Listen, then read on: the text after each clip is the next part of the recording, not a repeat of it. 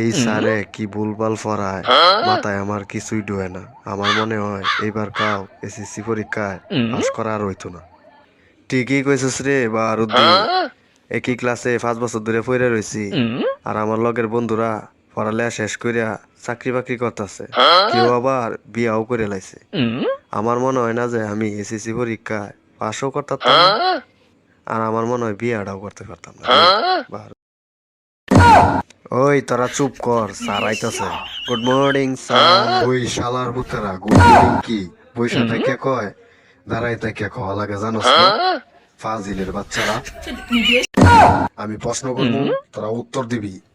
শরীফ, তুই এখন চোর সম্পর্কে ভালো একটা উদাহরণ দে। স্যার, চোরের উদাহরণ হচ্ছে চোর ফালালে বুদ্ধি বাড়ে, অথবা নিজের বুদ্ধি বাড়ানোর জন্য চোরকে সবসময় পালাতে দিতে হবে। কিরে বারুদি, তুই কিন্তু বেশি কথা কস। স্যার, এটা তো আমার বংশগত অভ্যাস। কি বলতে চাস তুই?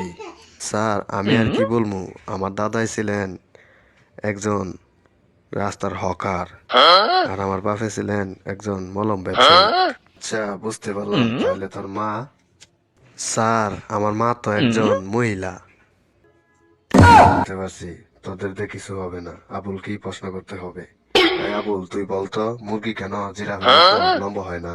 স্যার, মুরগি যদি জিরাফের মতো লম্বা হইতো, তাহলে ডিম পাড়ার সাথে সাথেই মাটিতে ডিমটা পড়ে ফেটে যাইতো, তাহলে তো আর আমাদের ডিম খাওয়া হতো না।